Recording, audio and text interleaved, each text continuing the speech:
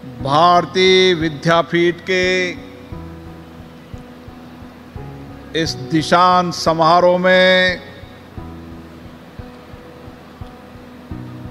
आज मैं सभी विद्यार्थियों को जो आज शिक्षा प्राप्त कर अध्ययन, शिक्षण और प्रशिक्षण प्राप्त करके अपनी जिंदगी के नए मुकाम की ओर, नए भविष्य बनाने के लिए आज इस कैंपस से निकलेंगे। भारतीय विद्यापीठ अपने आप में एक प्रेरणा का स्थल है। मैंने आज इस कैंपस में इस विद्यापीठ की स्थापना शुरू करने वाले आदरणीय स्वर्गीय पद्म राव कदम जी के जीवन दर्शन को देखा। किस तरीके से एक छोटे से गांव से निकलकर अध्ययन करने यहां पर आए, फिर एक शिक्षक की भूमिका निभाई, लेकिन एक संकल्प था, विचार था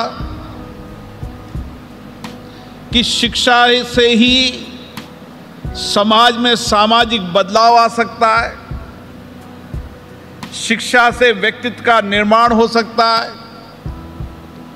और इस प्रदेश और देश को विकास की ओर ले जाना है। तो हमें एक शिक्षक समाज, एक शिक्षित समाज की आवश्यकता है। ये विचार और संकल्प के साथ उन्होंने सामाजिक परिवर्तन करने के लिए एक छोटा सा पौधा, एक छोटे से विद्यालय 1964 में लगाया। उस समय भी उनका एक ही विचार था कि जो आदिवासी इलाका है, जो शिक्षा से वंचित इलाका है, उस आदिवासी इलाके के अंदर, उस वंचित इलाके के अंदर किस तरीके से शिक्षा की रोशनी, उजाला पहुंचाकर मैं महाराष्ट्र और देश के विकास में अपना भी योगदान दे सकूं। और ये जीवन दर्शन अपने आप में हम सबके लिए प्रेरणा स्थल है।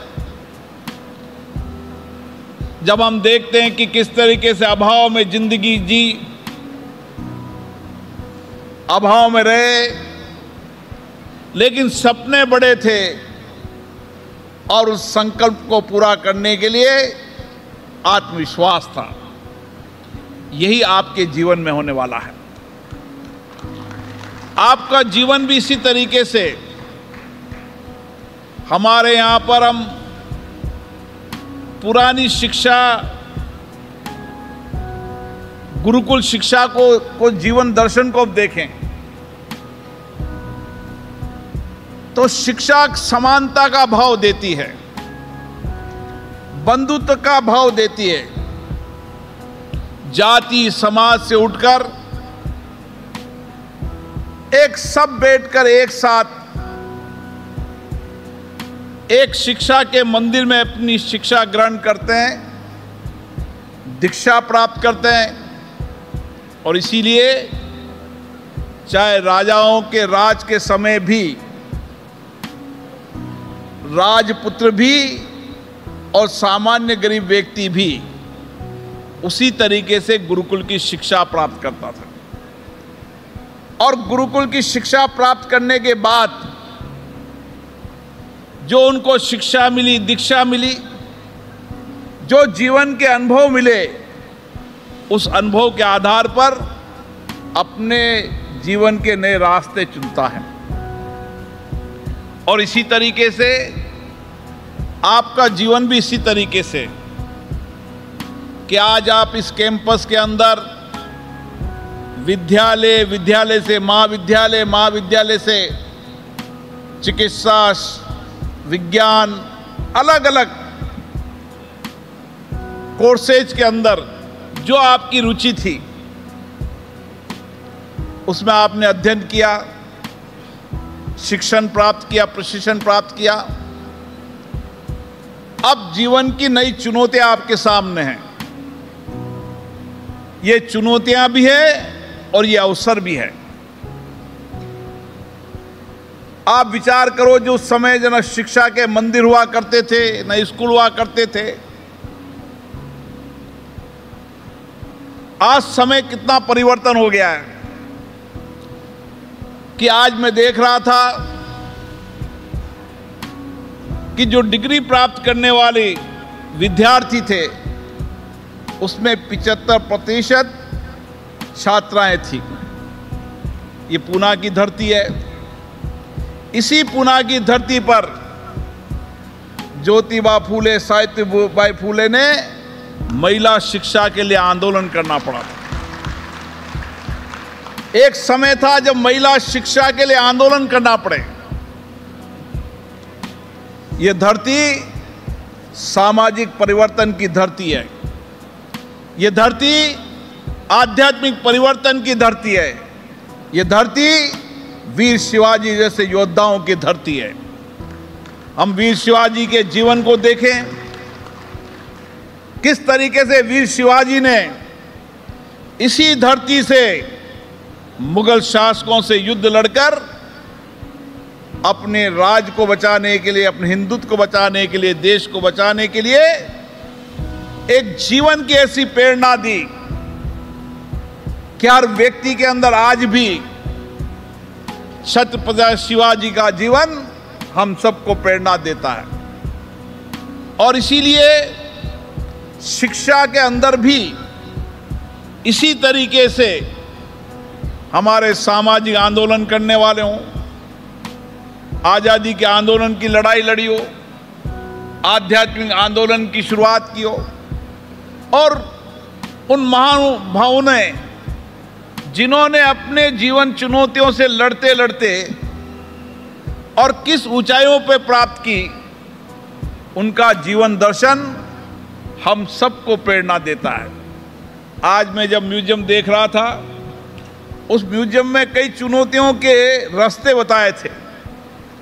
कितनी जीवन में चुनौतियां आती है, कितनी आपदा आती है, कितनी संकट आती है, और कैसे एक नौजवान अपनी चुनौतियों से, आपदा से लड़ते लड़ते किस मुकाम पर पहुंचता है। इसी धरती पर अब्दुल कलाम आजाद भी इसी विश्वविद्यालय में आए थे। उनके जीवन को भी इसी चुनौतियों का पूर्ण जीवन था। एक छोटे से गांव से निकले, जिस लक्ष्य से निकले थे लक्ष्य प्राप्त नहीं किया, विचलित हुए, दुखी हुए, लेकिन उस विचलित दुखी के अंदर ही उनको एक प्रेरणा मिली और उन्होंने कहा इस मनुष्य जीवन के अंदर सब कुछ प्राप्त किया जा सकता है, सब संकल्प के साथ प्राप्त किया जाता है, केवल आत्मविश्वास होना चाहिए, जुनून होना चाहिए। और उन्होंने उस शिक्षा दीक्षा से प्राप्त करते हुए दुनिया के सबसे बड़े वैज्ञानिक के बाद भारत के राष्ट्रपति पद को सुभूषित किया। ये भारतीय दर्शन, ये आध्यात्मिक चिंतन हम सबको जीवन को प्रेरणा देता है। और इसीलिए वह चुनौतियां भी होगी, आपदा भी होगी, संकट भी होगा,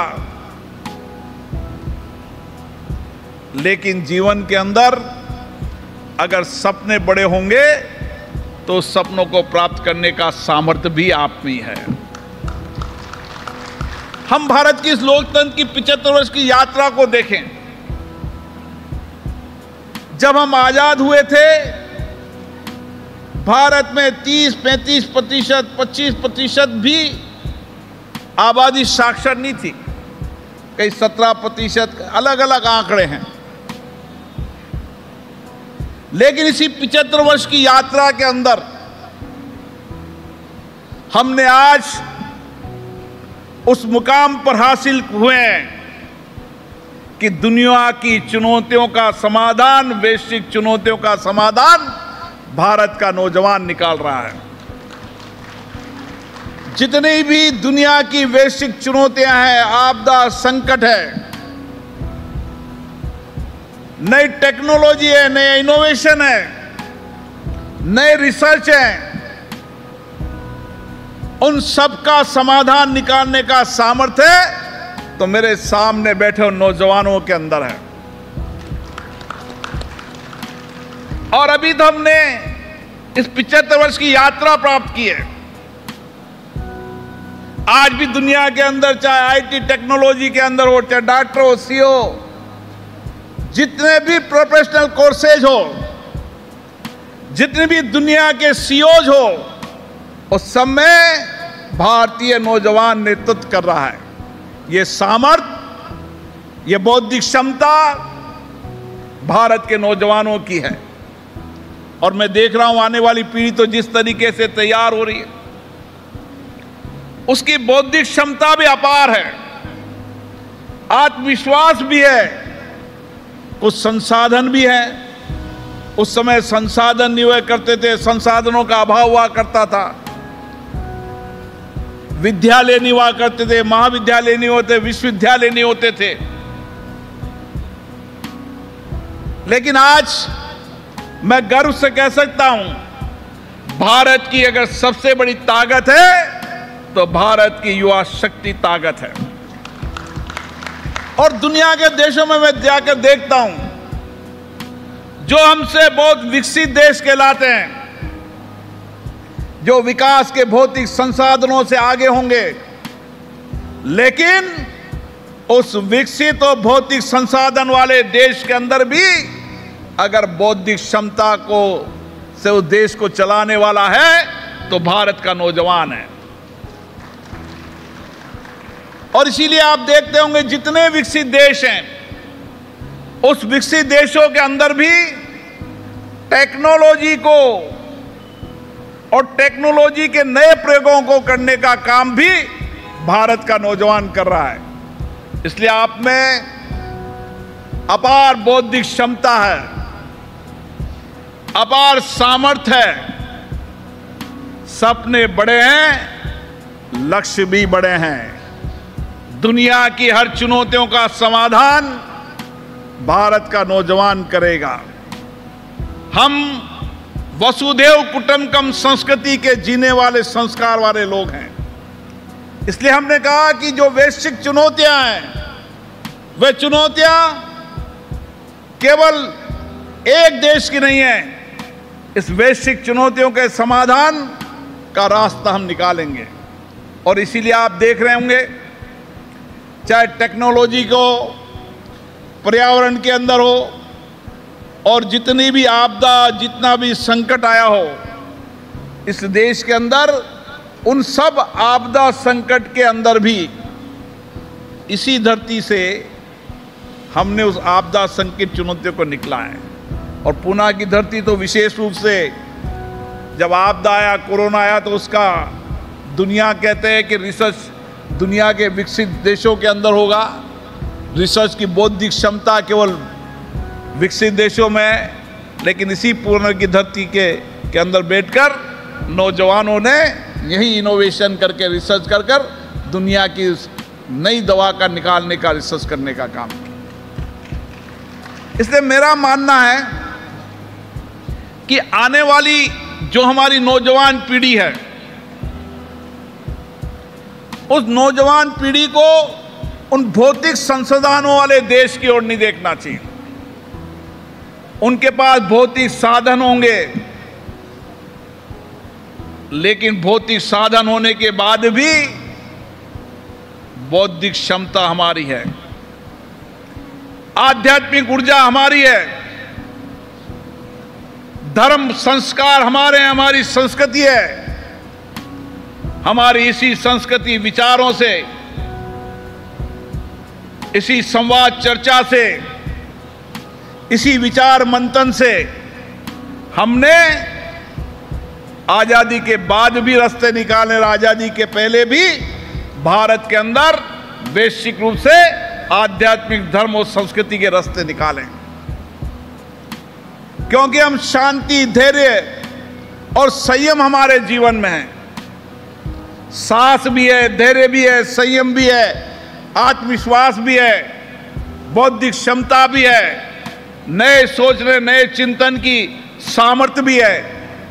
ये सब ताकत भारत के नौजवानों में है। और इसलिए आप देख रहे होंगे कि आध्यात्मिक जब संगम होता है तो उस आध्यात्मिक संगम में करोड़ों लोग, देश और दुनिया के लोग आते हैं। ये हमारे आध्यात्मिक संगम की ताकत है। भौतिक सुविधाओं और भौतिक संसाधनों से दुनिया के अंदर विचार नहीं दिए जा सकते। विचार हमेशा आध्यात्मिक और चिंतन और बौद्धिक क्षमता वाले व्यक्ति विचार देते हैं। और समाज के अंदर व्यक्ति रहे न रहे, उसके विचार चलते हैं और वो विचार हमको प्रेरणा देते हैं। इसलिए स्वामी विवेकानंद जी ने जब शिकागो की धरती पर कहा था, आज भी ये विचार भारत के नौजवानों को नई सामर्थ्य देते हैं, नई प्रेरणा देते हैं। इसलिए आज हम जब इस कैंपस से निकल रहे हैं, इस कैंपस में डॉक्टर पद्म राव कदम जी के जीवन दर्शन को देखो, उनसे प्रेरणा लो कि कठिनाई, चुनौती, आपदा कितनी भी हो, लेकिन उस चुनौती, आपदा से अवसर को निकालकर उन्होंने उस कैंपस को खड़ा किया है, जिससे आज आप निकल कर जा रहे हैं। और हमेशा हमारे जीवन के अंदर लोकतंत्र विचारों को आत्मसात करो। कैंपस में बैठें, चर्चा करें, संवाद करें, मंथन करें, विचार करें। जब कभी मन में थोड़ा बहुत भी अवसाद आए, मन में जरा सी चिंता आए, तो मित्रों के साथ बैठकर जब मंथन करोगे, विचार करोगे, चर्चा करोगे, संवाद करोगे, तो जीवन का रास्ता अपने आप निकल जाएगा।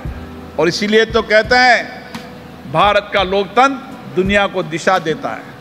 और यही लोकतंत्र की ताकत है। जब 140 करोड़ लोग भारत की संसद में बैठकर चर्चा करते, संवाद करते, विचार करते हैं, और इसी चर्चा संवाद से हमने 75 वर्ष की यात्रा कर आज दुनिया के अंदर भारत विकसित राष्ट्र की ओर बढ़ रहा है। इसलिए हमारे सामने चुनौतियां जरूर है, लेकिन अवसर भी भारत के पास है। दुनिया के देश आज भारत की ओर देख रहे हैं, दुनिया के देश भारत के नौजवानों की ओर देख रहे हैं। इसलिए जब भारत की ओर देख रहे हैं तो हमारी जिम्मेदारी हो जाती है कि हम दुनिया के उन वैश्विक स्तर पर जो चुनौतियां, आपदा, जो बौद्धिक क्षमता है, उससे आगे बढ़कर हम बौद्धिक ज्ञान को प्राप्त करें, उससे ज़्यादा हमारे में आत्मविश्वास हो, उससे ज़्यादा हमारे में नए इनोवेशन हो, उससे ज़्यादा हमारे रिसर्च करने की सामर्थ्य हो। और यही सामर्थ्य आने वाले समय के अंदर भारत को आगे लेकर जाएगी। मैं आप सबको आज बहुत बहुत शुभकामनाएं देता हूं, बधाई देता हूं आपके जीवन के नए लक्ष्य प्राप्त करने के लिए, और जो आपने सपने देखे हैं उन सपनों को पूरा करने के लिए पूरे आत्मविश्वास के साथ आप जाएंगे। बहुत बहुत धन्यवाद।